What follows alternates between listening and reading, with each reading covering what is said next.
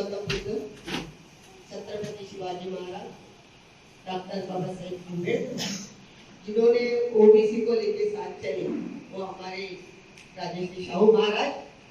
थोड़ी हिंदी में थोड़ी ऊपर नीचे हो सकती है, संभाल लेना पड़ेगा। शाहू महाराज जिन्होंने हमारे को सिखाया पढ़ाया, हमारी देवी, हम लोग देवी नहीं मानते लेकिन हम लोग कहते हैं देवी, वो हमारे सावित्रीबाई फुले, जिनको उनको जो साथ दिया, उनको अकलने का काम करने के बाद जिनको साथ दिया वो हमारी फातिमा शेख जी, उनका नाम तो लेना चाहिए। हम लोग के हर एक कार्यक्रम में फातिमा शेख का फोटो होना भी बहुत जरूरी है। जब हम समता मानते हैं तो समते से चलना चाहिए, लेकिन इस कैलेंडर के ऊपर सभी महान नेताओं के बुलंदगी का भी है और फातिमा शेख का भी। ये पहली बार मैंने देखा, पहली बार ऐसा देखा कि इस कैलेंडर में फातिमा शेख भी है। सच में हम लोग बोलते हैं परिवर्तन करना, परिवर्तन अपने घर से चालू करना चाहिए। मैं जिस घर से आई हूँ ना, आप सुनोगे तो चौंक जाओगे, बोले कि इन सभी लोगों के साथ बैठे, इनको अकल देना चाहिए। मैं जिस परिवार से आई हूँ, ब्राह्मण परिवार से हूँ, लेकिन ब्राह्मण में से ब्रा जो है वो मैंने निकाल दिया, निकाल दिया और मैं आदमी हूँ, इस हिसाब से मैं चल रही। मेरे पिताजी फ्रीडम फाइटर थे, इसलिए बता रही हूँ आपको, उन्होंने कभी जात पात नहीं मानी।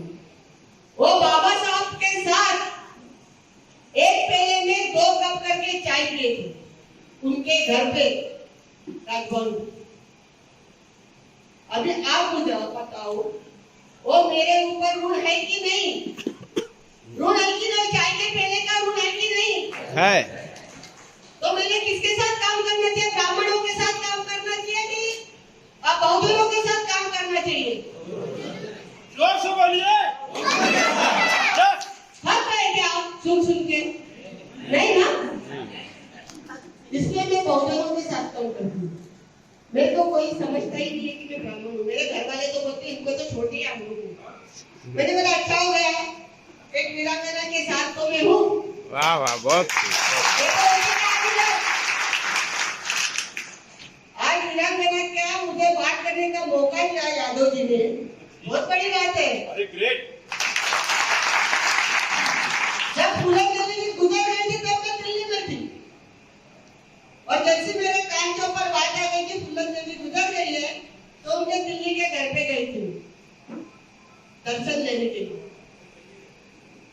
तो मैं कितनी भाग्यवान समझती सबको।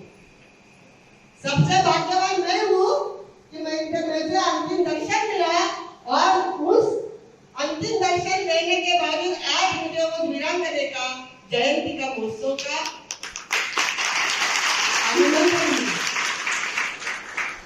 कितनी भाग्यवान हूँ। ऐसे वीरांगना पैदा करने का काम में करती हूँ। छूत अछूत क्या है? जब हमारा खून निकलेगा तो उसका कलर चेंज होगा क्या? नहीं होगा क्या चेंज? तो हम लोग क्यों जात पात में पड़े हुए हैं? क्यों पड़े हैं हम जात पात के बीच में? मैं किसी भी जात पात में टिका नहीं करती हूँ। मुझे मालूम है कि मुझे सामने बैठे वाले आदमी को कौन सा विचार देना है, किस तरह से विचार उनके दिमाग में डालना है, वो काम मुझे करना है। बाकी क्या करते हैं मुझे मालूम नहीं। मैं जात मानती नहीं हूँ, मानवता यही धर्म है, यही जात है, इसके ऊपर मैं काम करती हूँ। मेरा काम करने का ढंग अलग से, जितना बड़ा आदमी उससे ज्यादा झगड़ा हो जाता है।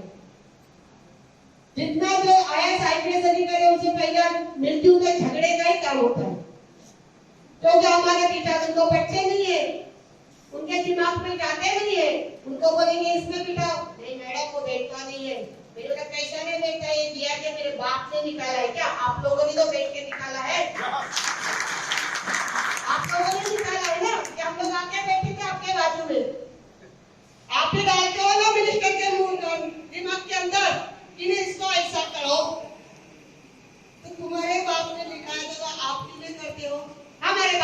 संविधान लिखा है, वो संविधान के हिसाब से तो हम चलेंगे। कोई भी आड़ा आने को उसको सीधा करने का काम तो हम करेंगे। जो हमारे बीच में आएगा उसको सुलाने का काम करेंगे, जो हमारे साथ चलेगा उसको साथ करने का काम करेंगे।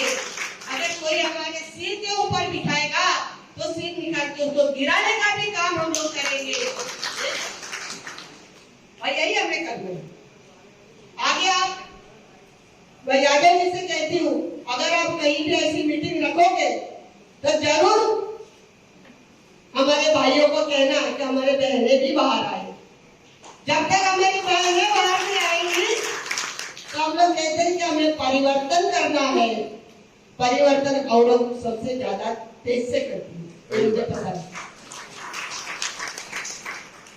अगले टाइम आते समय मेरे भाइयों से गुजारिश है कि अपने बीवियों को भी साथ में लेके आइए, क्योंकि आपसे ज्यादा परिवर्तन हम कर सकती है। हम लोग कहते हैं कि औरत घर के अंदर रहती है, लेकिन वो जब टीवी देखती है ना, मेरा माँ का उदाहरण देती हूँ, मेरी माँ अंगूठे छापती, लेकिन जब भी मेरे पिताजी से मेरी चर्चा होती थी ना, हम लोग की 100 बातें होती, लेकिन मेरी माँ उसमें बीच में एक ही बात कर देती थी। फिर हम लोग का दिमाग कहता है इसको कुछ लिखना पढ़ना नहीं आता, इतनी बात करते हैं कैसी? एक ही बात करते थे कि 100 के बराबर करती। क्यों करती है? वो सुनती है, वो देखती है, आजू बाजू पड़ोस में इधर उधर क्या चल रहा है उसको मालूम ज्यादा होता है। बाजू के घर में कौन सी जात का है वो उसे बराबर मालूम होता है। लेकिन हम क्या सोचते हैं, सब एक है। बोलने में कितना अच्छा लगता है, सब एक है। हम मेरे बाजू में कोई ब्राह्मण रहेगा तो बोलते हैं हर दिन पूजा चलेगी जोर जोर से। हम लोग कहते क्या चलेगा, क्या कर रहा है ये, सुबह उठ उठ के घंटा बजा बजा के हमारी नींद उड़वा रहा है। हम लोग क्यों नहीं करते? हमारे पास भी मुद्दा है ना, हम लोग कहते हैं ना हमको शांति का मार्ग से चलने वाले हम भी है ना, तो हम भी करना चाहिए पंचशील का धारण। क्यों नहीं करते हम लोग? दूसरे को गाली देना बहुत आसान होता है, जब हमारे घर पे होता है ना तो नहीं तो भाई सारे होने चाहिए, शिवाजी पैदा होना चाहिए, लेकिन हमारे घर पे नहीं, बाजू के घर में। क्यों डर लगता है? क्यों डरना चाहिए? अभी एक मोरिया जी ने बहुत अच्छी बात यहाँ पे कही थी, जिन जिन औरत अपने पत्नियों के साथ आए हैं, पतियों के साथ आए हैं, उनको स्टेज पे बुलाए। बहुत अच्छा काम किया आपने, बहुत। जो औरत को कभी बात नहीं करते हैं, मुझे लगता है हर औरत में बात करना चाहिए। देखो मैं भी एक औरत हूँ, लेकिन बात करने में शर्माना कोई नहीं। जो दिल की बात है वो जुबान पे आना ही आना है। जब तक दिल की बात जुबान पे नहीं आएगी तो हम लोग कुछ नहीं कर सकते, कुछ भी नहीं। हम कितने भी पढ़े होने दो, लिखे होने दो, हम लोग कुछ नहीं कर सकते। क्यों नहीं कर सकते? क्योंकि हमारी दिल की बात जब जुबान पे नहीं आएगी, पेट के अंदर दबाई जाएगी, तो उसका उद्रेक नहीं होगा। जब तक इसका उद्रेक नहीं होता तब तक कोई हमें कुछ नहीं कर सकता। उद्रेक होगा तो हम बाकी से लड़ सकते हैं। जब हम आरएसएस का नाम लेते हैं ना, तो वो लोग भी दिमाग से काम करते हैं, हमारे बीच में ही बैठते हैं, हमारे बीच में ही बैठ के सब सुनते हैं क्या चल रहा है क्या नहीं। और उनको मालूम है दोनों का झगड़ा है तो उसमें आग कैसे लगानी है। जब आग लगेगी भड़का हो जाएगा तो बोलेगा देखा मैंने बोला था ना उसके साथ मत जा, तू गया ना अभी वो कर भोगत दिया। अभी जो लोग नहीं तेरे को भोगत दिया, हम लोग नहीं आएंगे। मैंने पढ़ा ये काम जो करते हो आगे से सुनो। जब हमारी अलगाव परिषद हो गई थी पूना में, जब पूना में अलगाव परिषद में हमला हो गया, लेकिन हम लोग की यही अम्बेडकर भवन में मीटिंग हो गई थी, बाला साहेब अम्बेडकर, सबकी बातचीत हो गई। मैं अकेली औरत थी उसके अंदर। मैंने बताया बाप मैं तो बात नहीं करने वाली थी क्योंकि मेरा मुंह बहुत फटा हुआ। मैंने सीधा बात किया, आप लोग कहते हैं इसमें बैठे हुए सब जन कहते हैं कि आरएसएस ने हम लोग के ऊपर हमला किया, तो हम लोग क्या कमजोर है क्या? हम क्यों नहीं क्या करते हो आरएसएस के शाखा के ऊपर हल्ला? चलो मैं आगे बढ़ती हूँ, आप चलो मेरे पीछे। बोले ऐसा काम नहीं होता। तो कैसा काम होता है? फिर अच्छा है ना, सबसे अच्छा है हमारे सुमन देवी है, सबको खड़ा करके पीछे से गोली मारी। सबसे अच्छा बहुत करके दिखाया, बहुत बढ़िया काम किया। जो अपने ऊपर हमला कर रहे हैं, अपने को बलात्कार, अपने ऊपर बलात्कार कर रहे हैं, उनको खत्म करने का काम उसने खुद ने किया ना। अगर वो जाके कोर्ट में लड़ती रहती जिंदगी निकल जाती, लेकिन जिंदगी निकलने से पहले उसने दिखा दिया मैं भी कोई कमजोर नहीं हूँ, अगर तुम जितने जोर में हो तो उसका टक्कर देने का काम भी मैं कर सकती हूँ। इसने उसने गोली से उड़ा दिया, बहुत अच्छा काम किया। इसको कहते हैं, एक बार हम लोग कहते हैं, बहुत बड़ी हो मर्दानी झांसी वाली रानी थी, और बहुत बड़ी हो मर्दानी एक फूलन देवी वीरांगना थी। देखो हम लोग जैसे मैंने भी बहुत सुना था वो डाकू है, लेकिन मैं कभी ना किसी को बुरा नहीं मानती। किसी को नहीं, गुंडा होगा तो भी उसके अंदर कहीं ना कहीं अच्छा गुण तो होता ही है। सभी के अंदर बुराई गुण नहीं होते, कोई जन्म से बुरा नहीं होता, उसको माहौल बुरा बना देता है। फूलन देवी के साथ भी यही हो गया कि उसको बुरा बनाया गया। क्यों बनाया गया? उसके ऊपर जो अत्याचार हो गए, 10 साल की उम्र में भी उसको कुछ नहीं समझता था, वो आंदोलन करने के लिए बैठी, उसने अन्याय सहन नहीं किया। अगर वो अन्याय सहन करती तो बहुत बड़ी बनती, लेकिन अन्याय के खिलाफ लड़ने का उन्होंने किया, इसलिए वो बुरी हो गई। उसके घर के ऊपर अत्याचार हो गए, उसके ऊपर अत्याचार हो गए। देखो घर वालों ने, घर के बोलते ना घर का वेदी होता है, ऐसा ही उसके साथ हो गया। इतना गलत काम हो गया उसके साथ। मेरे को तो बहुत खुशी है कि यादव जी ने सच में फूलन देवी जी, मैंने पहले इतने साल में पहली बार देखा कि किसी ने फूलन देवी जी की जयंती कर दी। ये भारतीय शूद्र संघ नहीं है, ये भारतीय बहुजन सात का संघ है, बहुजन सात संघ है। कितना बड़ा नाम है। हमारे भैरव जी कह रहे थे किधर बैठे, हाँ यहीं पे बैठे। इतने समझदारी से, इतने कम शब्द में पूरा उन्होंने बता दिया। चौंक गए। यादव जी मुझे कह रहे थे हम लोग को, मैडम ने क्या लेने गए तो मुझे यहाँ लेंगे क्या संडे को? मैंने बोला सैटरडे संडे नहीं हो, छुट्टी के दिन ले लो, 15 अगस्त है, दोपहर के बाद लेंगे तो मैं आ सकती हूँ। तो उन्होंने मेरी वो भी सुनाई, और सच में बोलती हूँ यादव जी, आपका जितना शुक्रिया अदा करूं उतना कम है, क्योंकि मुझे कैडर भी मिल गया, और ये वीरांगना की जयंती का आपने निमंत्रण भी दिया। बहुत ही भाग्यशाली हुई। हम लोग भाग्यशाली नहीं कहते, लेकिन क्या होता है कभी कभी कहना होता है, क्या किसी को गुस्सा नहीं आए, बराबर ना मौर्य जी? क्योंकि हम लोग सबको साथ में लेके चलते हैं। और एक आपको बात बताती हूँ, 26 जुलाई हो गया तो बम्बई में सबको मालूम है 26 जुलाई हो गया, मालूम है कि बम्बई में रहने वालों को सबको मालूम है 26 जुलाई में जो बाढ़ आ गई थी, पूरे घर के घर बाढ़ गए थे। एक कलेक्टर था कोकण का, वो कलेक्टर के पास मैंने 100 फाइल लेके गई। मैंने बोला साहब इनके पास इतने पुरावे हैं, उनको आप देख लो, काम करो। नहीं इनके पास पुरावे कहाँ से आ गए? ये गलत पुरावे बनाए हुए हैं। मैंने बोला मेरी चैलेंज है, अगर इस फाइल के अंदर एक भी पुरावा गलत होगा या बनाया हुआ होगा तो मैं आपके सामने फाइल फैला दूंगा। बोले नहीं मैं कुछ नहीं कर सकता हूँ, आप मंत्रालय में जाओ। मंत्रालय में अधिवेशन चालू था, विधान भवन में अधिवेशन चालू था, अधिवेशन में गई। मैंने बोला और टोपे साहब थे जब नगर विकास मंत्री हमारे, उनको बताया।